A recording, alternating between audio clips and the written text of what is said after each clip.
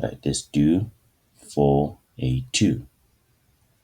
Right, 4a2, again, for us to be able to use rules, our terms of the function should be in the form a times x to the power n. How can we deal with this? Here we have to factorize this. This is a trinomial, then this is a binomial. We can use the highest common factor there. Okay, so g of x is equal to, we look at the factors of positive 1 that can give us negative 2. Positive 1 means that the two factors are having the same sign. The negative 2 means that these same signs should be negative.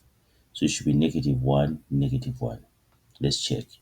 Negative 1 times negative 1 will give us positive 1, but negative 1 minus 1 will give us negative 2.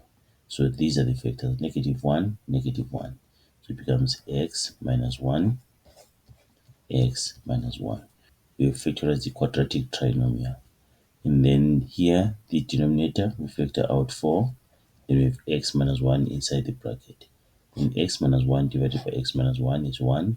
We remain with g of x is equal to x minus 1 over 4, which is just the same as x over 4 minus 1 over 4.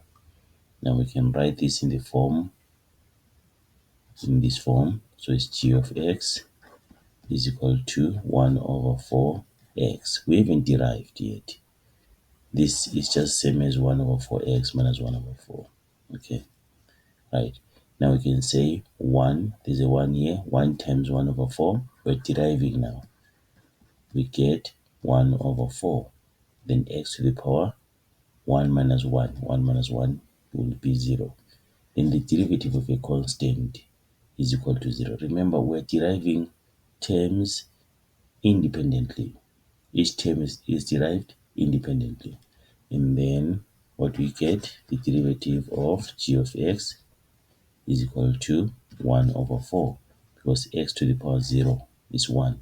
So we remain with this.